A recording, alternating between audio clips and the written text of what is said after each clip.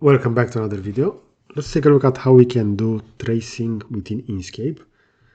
And I've chosen the following logo for the case study.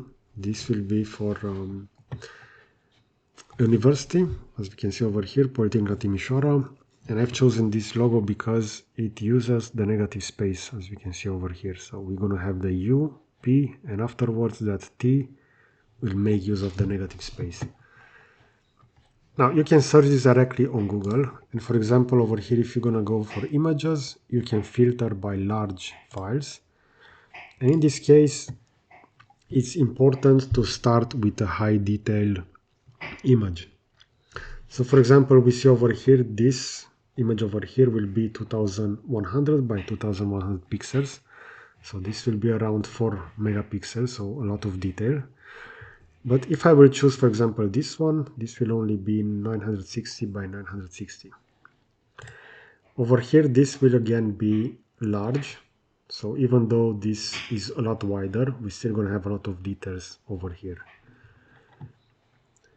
Now, I already selected some elements. So I have one over here. So this will be a PNG file. We're going to see the resolution. This will be high, so 2100 by 2100. This is around 4 megapixels. And I also chosen a low resolution one over here. We see this will be 256 by 256. Now to get started within Inkscape, I will drag and drop those. So initially I imported the JPEG, which is the low resolution one. I will add it over here, and I will also add the high resolution one. And we're gonna see by default I'm currently on an A4 portrait, and we see how large this will import. So this will be the high resolution PNG file. Now to get started with tracing, we can go up to path. We're gonna see over here trace bitmap. You also have a hotkey for that, Shift Alt and B. And afterwards the tracing will appear over here. So if I will be, for example, on fill and stroke, and I will just go and trace bitmap, Inkscape will automatically open this tab for me over here.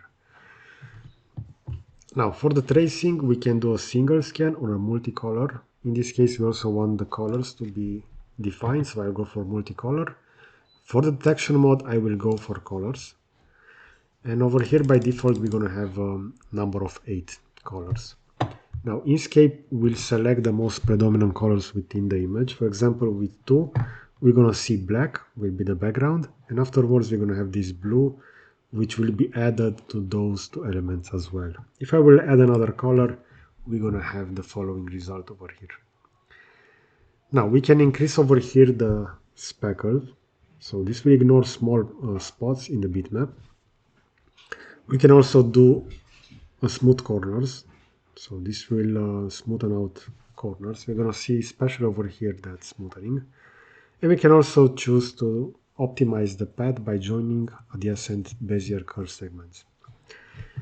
Now for the first case study, I will leave all of those over here to the left, and I will hit apply. And we're gonna see that the output of this will be the following. So we have over here some white areas. If I will select the result, I can ungroup this, and afterwards I can move the components. For example, the background will be this one, and over here we're gonna see we're gonna have those added elements. So if I will just delete those, everything that is with blue will be again connected within the same layer, as we can see over here. If I will choose to do this again, and I will increase the smooth corner, the optimize, and the speckle, I will hit apply. You're gonna see this will be the final result for this. And again, if I will ungroup this, if I will now zoom in on the UMP, we're gonna see that we no longer have those added blue elements. If I will select this, this will be the only blue element. So you need to know that over here you can use those sliders, so for speckle, smooth corners, and optimize in order to better define this. So this logo looks quite good, but the only downside is that over here we don't have that perfect fillet. And for this, it's usually a good idea to start with a high resolution logo. For example, I have the PNG file over here. It doesn't matter if I will scale this and I will make it smaller over here, because this will be converted to a vector, so it will not be influenced. And within the tracing, Inkscape will take the information from the original file, so depending on the size. Now, over here I will go again for multicolor colors. We're gonna see that with two colors, now we have white, the predominant color over here, which will be the background. Afterwards, in this case, we're gonna have gray, the second one. Initially, we had the blue onto the other one. And if I will add 3 scans over here, so the desired number of scans, the desired number of colors, we're gonna have the final output like this. If I will hit apply, and now I will move the vectorized element on top of that raster image. So over here, if I will zoom in, we're gonna see those pixels. If I will do the same onto the other corner, we're gonna see that this will be a vector. So regardless of how much I'm zooming in and zooming out, that will remain clear. And now if I will ungroup this, I can select the negative background. And we see over here that this corner is a lot better defined than previously. This is because initially we had a lot of pixels over here, and the tracing made use of those.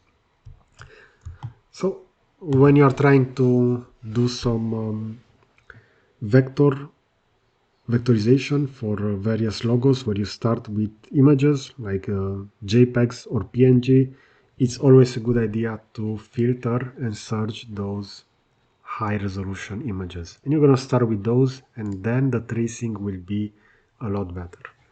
So I hope you enjoy this kind of content. I will position a similar video over here on the left side, and I will also add a subscribe button to the right. So that's it. Thanks for watching.